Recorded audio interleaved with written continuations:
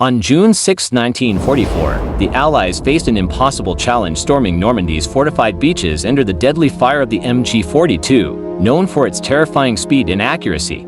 The MG42 mowed down soldiers, but the Allies adapted quickly. With tactics like suppression fire, flamethrowers, and tank support, they neutralized these deadly positions. Despite heavy casualties, by the end of D-Day, they secured a critical foothold, proving that courage and ingenuity could overcome even the most fearsome weapons of war. This victory changed WWI forever. Welcome to today's video. In this deep dive, we're exploring one of the most iconic and emotional battles of World War II D-Day. As the Allied forces stormed the beaches of Normandy, they faced unimaginable challenges, including the deadly and efficient German MG42 machine guns. Join us as we uncover the history, strategy, and courage behind the battle that changed the course of history. Stay tuned for an emotional journey of resilience, innovation, and determination. June 6, 1944, D-Day. A day that would change the course of history. Allied forces stormed the beaches of Normandy in an attempt to liberate Western Europe from Nazi occupation. But among the chaos and bloodshed,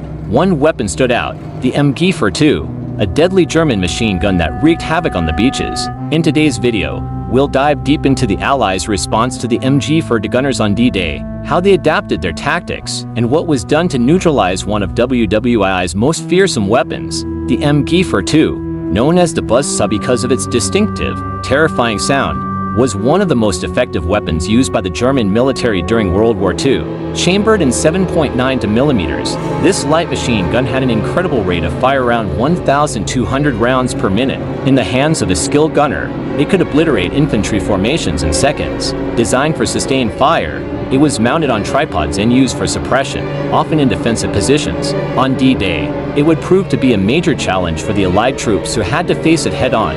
The Germans were well prepared for the invasion, especially on the beach defenses. The Atlantic Wall, a series of fortifications stretching across Western Europe, included pillboxes, trenches, and artillery positions. Among these defenses, the MG42s were the primary means of stopping the Allied beach assault. Positioned at key points along the coastline, these guns had a clear view of the landing zones and could mow down soldiers with ease. These gunners were not only trained to use the MG42 effectively but also to maintain a high rate of fire under pressure. Their goal was simple: prevent the Allies from getting off the beach and establishing a foothold in Normandy. On D-Day, the Allies faced a well-entrenched enemy on the beaches of Normandy. The plan was simple but dangerous: land 156,000 men on 5 beaches: Utah, Omaha, Gold, Juno, and Sword. Each beach had different challenges, but one thing remained constant: the need to neutralize German machine gun positions, particularly the MG42s. Artillery bombardments and aerial attacks were used to soften the enemy's defenses, but these had limited success.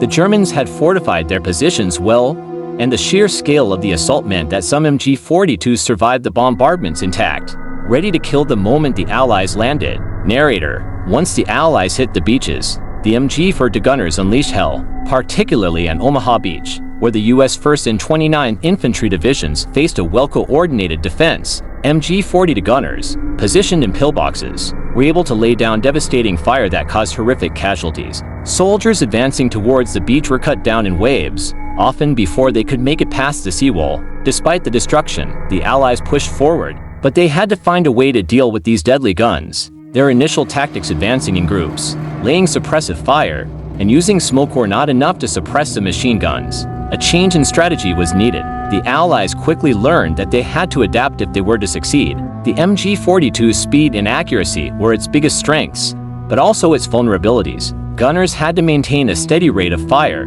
and their positions needed to be well covered by their comrades. The Allies, especially the Americans, began employing several tactics to counter the MG42s. One key strategy was the use of suppression fire. The goal was not necessarily to hit the enemy, but to keep them pinned down long enough for other forces to maneuver into a better position.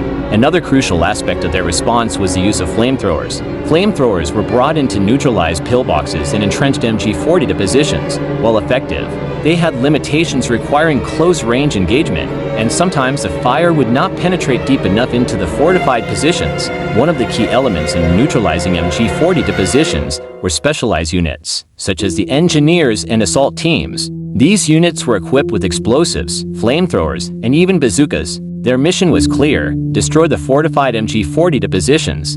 no matter the cost. Explosive charges were often placed on the outside of pillboxes, and in some cases, grenades were thrown through gun slots. While these methods were effective in neutralizing a gun, the process was slow, and the casualties were high. At the same time, the Allies employed tank support. Tanks were used to lay down heavy fire on enemy positions, and in some cases, their main guns helped destroy machine gun pillboxes from a safe distance. However, the MG42s often found ways to target tanks, especially the lighter vehicles, and knocked them out with anti-tank weapons. The Allied air forces played a critical role in neutralizing MG42 gunners, especially in the early stages of the invasion. Bombers, such as the B-17 Flying Fortress, targeted known German strongpoints, attempting to soften the defenses. However, the effectiveness of these raids was mixed, and many MG42 positions remained intact. Despite the bombing raids, the terrain and fortifications often mitigated the damage, with many positions either being untouched or only partially damaged. Air support,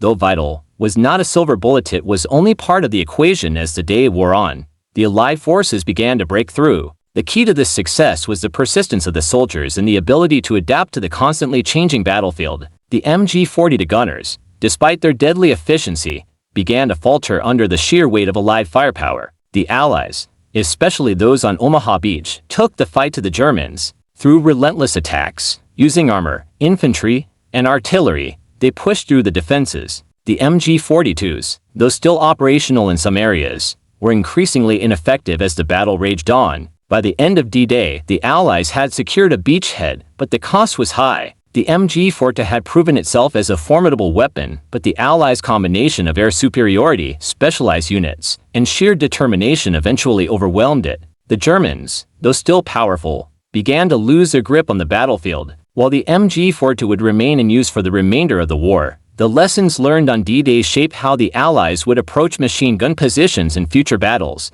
The techniques developed to counter the MG42 would be applied in campaigns across Europe, proving that with enough ingenuity, even the most powerful weapons can be overcome. On June 6, 1944, the Allies faced unimaginable challenges, but they overcame them through courage, innovation, and persistence. The MG42, one of the deadliest weapons in the hands of the Germans, was just one part of the complex D-Day equation. The bravery of the soldiers, combined with their ability to adapt and use their resources wisely, ultimately ensured the success of the invasion. D-Day wasn't just a victory, it was a turning point in history, and a testament to the power of human ingenuity in the face of adversity. Thank you for watching. If you enjoyed this deep dive into D-Day and the MG42, be sure to like, comment, and subscribe for more historical content. And don't forget to hit the bell icon to stay updated on our future videos. Until next time, stay curious and keep learning.